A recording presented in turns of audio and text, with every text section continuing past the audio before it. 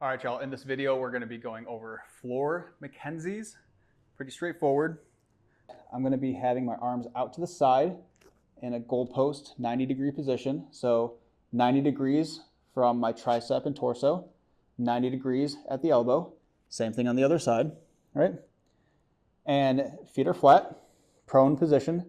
And instead of pulling myself up with my back muscles, I'm going to plant the heels of my hands into the ground, and I'm going to straighten my elbows to lift the top portion of my torso off the ground.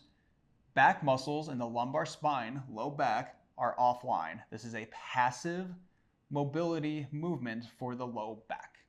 All right, so I'm not pulling up. Everything in the back is offline. The only thing that is engaged are my arms to get the torso off the ground and then coming down. This is supposed to be a very gentle, passive movement for the low back, just like that. Now, we're not holding here. We're taking a deep breath in, and on the exhale,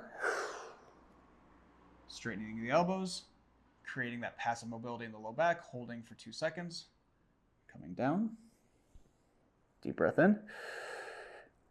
Back is offline, straightening the elbows, coming into this passive stretch, passive mobility movement, and coming down. Now, if you want to deepen the sensation, you're not feeling like anything at all, you can bring your elbows a little closer to your torso. A little bit goes a long way.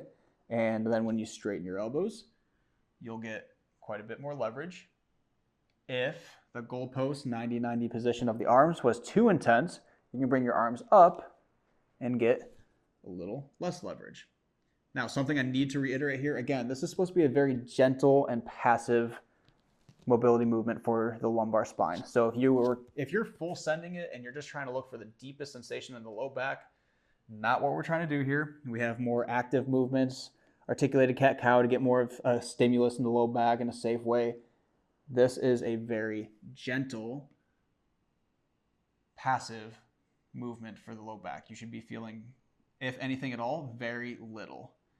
If you're dosing this in for the first time into your daily routine, a little bit goes a long way. If you feel as though you're sending it a little too deep and you're starting to get a little flare up in the low back, that's indicative of going too deep and having too much of an angle for your low back. So it doesn't mean that you should stop doing it altogether. It just means that you should back off a little bit and listen to your body. Let pain be your guide. All right.